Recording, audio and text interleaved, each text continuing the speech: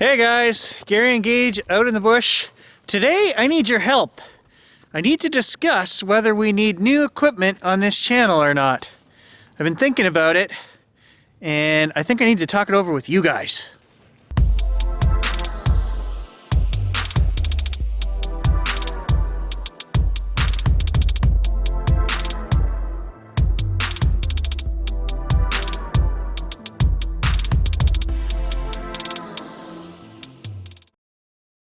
We're gonna film on the A6600 today.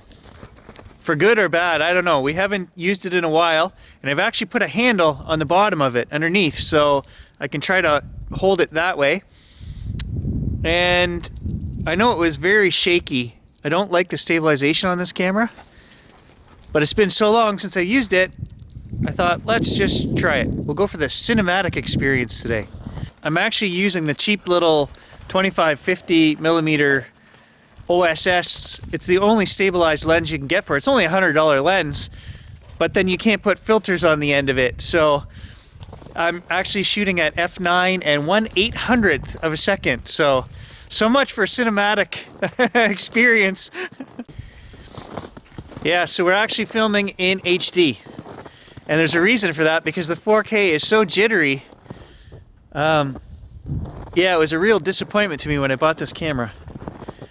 The camcorder does 4K beautifully stabilized, and this thing is just very jittery. Gage enjoying an early morning stick. For dessert, he'll have another stick.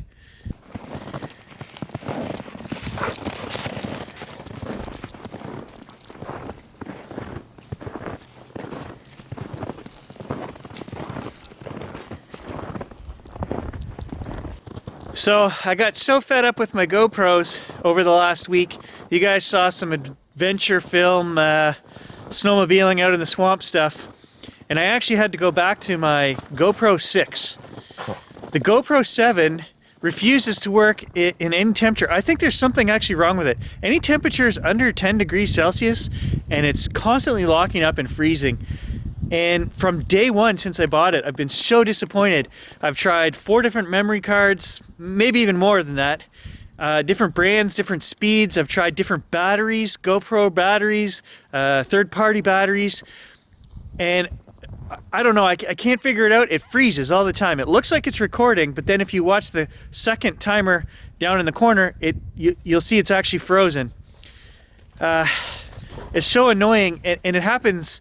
You know, if I press record 10 times, it happens 3 times. That's how much. So last night I actually ordered a DJI Osmo. They're down to $200 American, so $250 Canadian.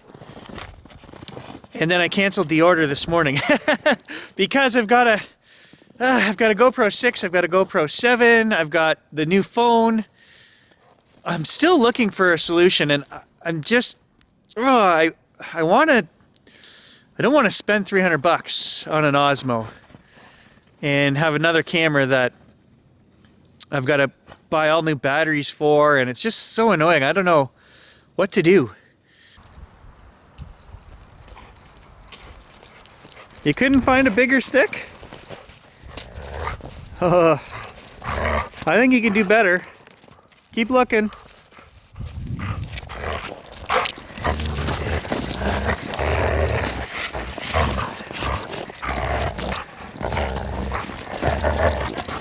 Oh, who's the boss? Who's the boss? All right, you're the boss. What's that black thing in the tree behind me? Oh, it's a leaf. It looked huge. I'm like, what is there something like, yeah, it looked like a porcupine or something. No, just a leaf. You guys know that last spring we tried the Pocket, and we've tried numerous different phone gimbals and things like that. I just can't find a solution. I don't know. Then I think, you know, it's probably more in my head than the viewers, right? I've never had anyone complain about the quality of the videos that I've put online. Even you know, 100 and some metal detecting videos that I did with my Samsung S7 phone. Nobody ever complained. It's just the filmmaker always wants better, right? I don't know. They need to come out with a small action camera that has a good sound system. You know, something that's easy to plug in a microphone.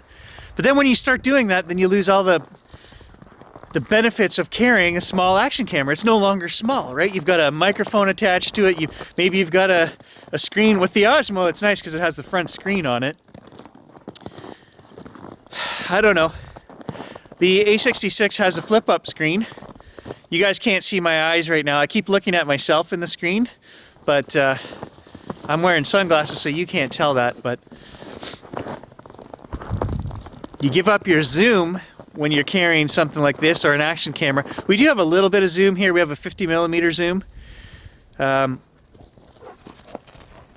I guess we could carry extra lenses if we needed to zoom in across a swamp and film or something like that. But again, you're changing lenses out in the field and it's kind of a pain in the butt. The camcorder, it's there, just a push of a button, right? So I think, in all honesty, the AX53 Sony camcorder that I use is my best camera for all around the stuff I do. It's a little bit heavier than I'd like, but it's not as heavy as the last camera I had, which was the 1-inch sensor, the CX900.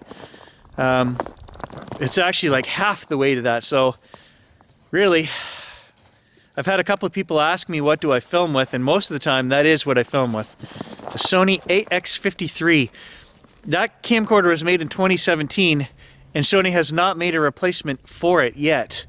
They do have the AX700, but again, that's a 1-inch camcorder that has double the size and weight, and pretty much like a CX900 on steroids is what it is. So, and you don't get the zoom. I don't know why, but when they make a 1-inch camcorder, they only limit you to 12 times zoom. And with the AX53, I think we have 32 times zoom, something like that, 30 or 32 times zoom.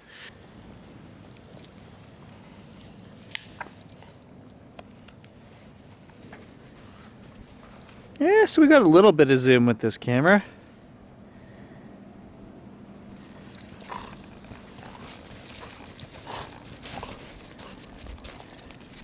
For DJI drones, and they have a new first-person drone. I forget, is it just FPV-1 or something? I don't know. That thing looks cool. I want one. I want one for a couple of reasons. I think it's got the goggle system, and that's one of the issues I have with my drone. When we're out doing our work, bright sunny days, I wouldn't be able to see if a moose was standing in the swamp half the time. You know, a huge animal. The screen is just so bright. The reflection on my phone, which we have to use to fly this thing. So I just get the view from, you know, 400 meters up, and I can see the swamp and that I'm not going to hit anything, but I can't see any details. And I've always thought that the first-person goggles would really improve that experience. As well, the new drones, they have 10-kilometer, it's a different kind of signal that it puts out, 5.8 gigahertz or something. And it's all new controller and base station and all that for the new drones. So you can get quite a bit more range on them. I have had a few times where my drone stopped responding, you know, 2 or 3 kilometers away from me, and I couldn't get the signal out there. And you guys know I bought the extenders for the aerial and everything, and I'm not sure if that actually does anything or not. I think it has a lot to do with trees and things in the way, right? Not so much distance. So yeah, I'm kind of pining for a new drone, but I don't think I'm gonna do it. I just know my luck with drones. I think we're on crash number 11. It's been a year since we've crashed it. I've only used the drone maybe 4 or 5 times in the last year. But I'm always very leery about dropping such big money on a product when the old one is still working and can still produce value for the channel, right? I think I've just acquired too much gear at this point. I have wants and needs, but I'm also a cheap miser who says I can't really justify spending that money on new camera gear. I have 4 DSLRs, right? I used to shoot a lot of weddings and stuff. I've been shooting photography 25, 27 years, I don't know. I didn't get into photography until I was in college. Never picked up a camera until my first go through college. And I loved it. It was my passion. And of course we can take pictures, nice pictures with this camera. That's always a bonus. You want your photo taken, buddy? Hey?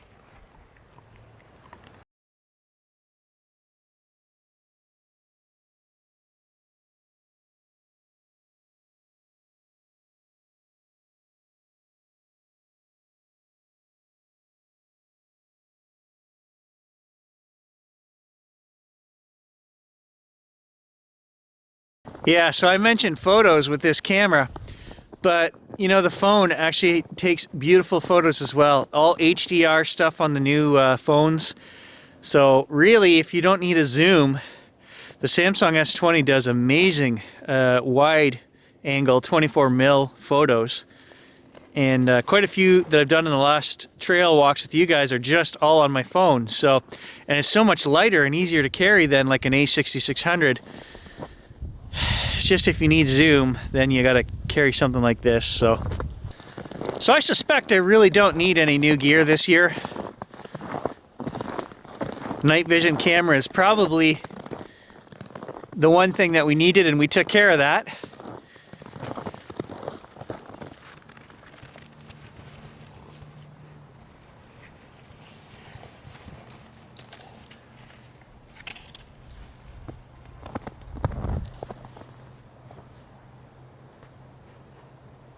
I thought I heard a voice. I thought I heard somebody say something.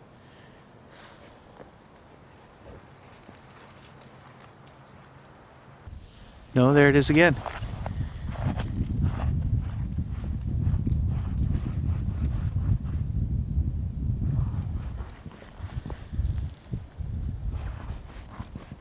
Gage is digging a hole here beside me, so it's hard to hear, but it came from that way, behind me.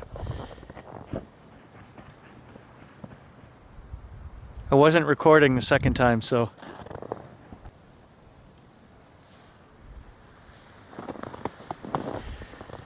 Yeah, and you know, strange voices and scary things in the woods. I actually do have a trip I want to do up to my dad's camp, which I've showed you guys on a few videos, but I haven't really showed you how bad a state that camp is in. It was built in the 50s, it's ready to fall down, and we've had some really scary, nasty, weird stuff happen up there at night. I don't think I've ever had a good night's sleep up there. I swear that place is haunted too. My brother's dog freaked out one time up there, was looking in the back room, growling, and then he started whimpering and went and hid under the kitchen table. So we couldn't figure that out. But you guys have seen the camp actually. My dad and I sat and talked at the kitchen table one night, but really it needs to be bulldozed and rebuilt. It's kind of been in that state for the last 15 years or so. And it's just such a hard camp to get to. We have to boat in there. We just haven't done it. We kind of got to the point where we're all too old to really care anymore. My dad's 70, he doesn't really want to do it. My brother and I would, but my dad's still in charge, right? And you can't buy anything new. You'd have to do it Dad's way. It's not going to happen until the old guy kicks off. And even then, it's just such a hard place to get into. I think we'd almost be better off just leveling it and using it as a tenting spot, you know? I don't know. But we did have an incident there when we were building a bunkie. We built a new 12 by 12 bunkie up there one summer, about 4 or 5 years ago. And I was sleeping in my tent outside of the old camp because it was so dusty and moldy in there that my allergies are bad. I haven't slept in that camp in probably 7 or 8 years. And I woke up, and just like you guys see on TV, something was on my chest, pinning me down. I couldn't breathe. It was a dark mass of something, and I used the light inside me. I can't describe it. Somehow I just knew to use a force of get off of me, get away from me. And I woke up and I sat up and I wondered, wow, was that whole thing a dream? Did that really happen? What happened? I don't know. And the next morning I started to tell Grant this, And he said, I had the same thing happen to me 2 nights ago. So before I even got there, he was in the camp and he said the same thing happened to him. So what are the chances that we both just had a random dream that there was something on top of us, pinning us down, making it hard to breathe? And if you watch these shows, paranormal shows on TV, you see this happen all the time. So I'm pretty sure there's something creepy up at that camp, which we could investigate, and the night camera could be used there. I could see just pointing that into the back rooms from the front of the cabin into the back. There's a 35-foot stretch there. We could just leave the camera in there and let it run and see what we capture. I don't know. And the woods are creepy up there too. I'm the result of years of advertising. That's what I am. I am brainwashed into thinking I need new stuff all the time. That's basically what it comes down to. You look at my grandfather back in 1972, bought himself a Canon A1 film camera and one lens. And he used that until 1998 when he gave it to me. 20 some years. And finally bought himself a little digital point and shoot at that time because it was just easier for him to carry around. But I think I have to tune out all the advertising. I don't know. I have to detune from this machine that we all live in, which is constantly buying and replacing your stuff. And I do fall victim to that because I actually look at my stuff and say, well, it's great, but this new thing would be so much better. And I honestly believe that. And sometimes you get tricked. You buy the new thing and you go, oh, it's not as good as the old thing. But now I spent $600, so I got to keep it and use it. Because it's Gary, right? I can't get rid of anything. Yeah, and on that note, my wife just paid $600 for 2 shelves to put up in our bedroom. And I said, well, yeah, that's kind of ridiculous, $600. Yeah, they're walnut, they're free edge, they've got really nice fancy holders. And she just looked me right in the eye and said, I bet you those shelves last longer than that $2,000 video card you just bought. And I couldn't even argue that because she's right. She says the shelves will last forever. When we sell this house in 40 years, those shelves will still be there. Where will your video card be? She's right. Never argue with your wife when it comes to home decor. She is the boss.